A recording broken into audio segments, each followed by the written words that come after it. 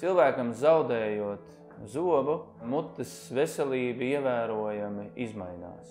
Pat viena zoba trūkums pacientam jau rada zināmas veselības problēmas.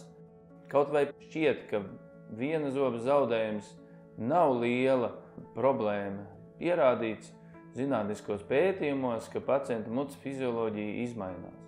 Ir grūtāk sasmalcināt ēdienu un arī ir grūtāk noturēt pareizi sakodienu.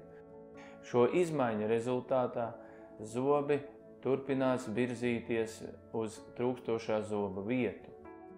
Ejot laikam, cilvēkam turpinot zaudēt zobus, un ja mēs tos zobus neaizvietojam, pacienta sakodienu izmaiņas jau paliek faktiski grūti atgriežamas. Tas nozīmē, ka tikai ar konvencionālām protezēšanas metodēm pacienta sakodienu vairs nevar uzturēt vajadzīgā augstumā. Pacientam var parādīties sāpes, nogurums locītavas rajonā, kā arī temporomandibilārās locītavas disfunkcijas pazīmes. Ja pacients ir zaudējis sāna zobu, pacientam ir traucēta funkcija, bet kā pacients jūtās situācijā, viņš ir zaudējis priekšējo zobu, tad pacients ir faktiski izslēgts no mūsdienu aprits. Pacients nevar iet darbā, viņš nevar pasmaidīt, viņš nevar komunicēt ar saviem darba kolēģiem un klientiem.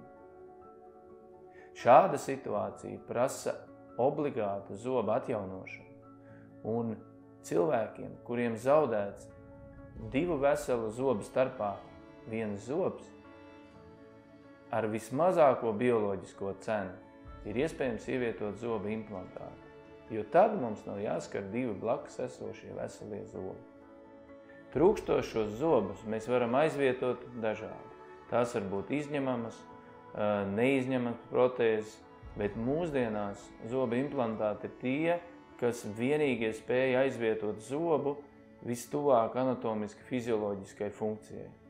Tas nozīmē, zobu implantāts ievietots kaulā nes tādu pašu funkciju kā zoba sakne, un veidotais kronis uz zobu implantātu faktiski pilnībā imitē normālu zobu funkciju. Tāpēc es aicinātu visus laicīgi griezties pie speciālista, lai viņi spētu jums sniegt kvalitatīvu palīdzību zobu implantoloģijā.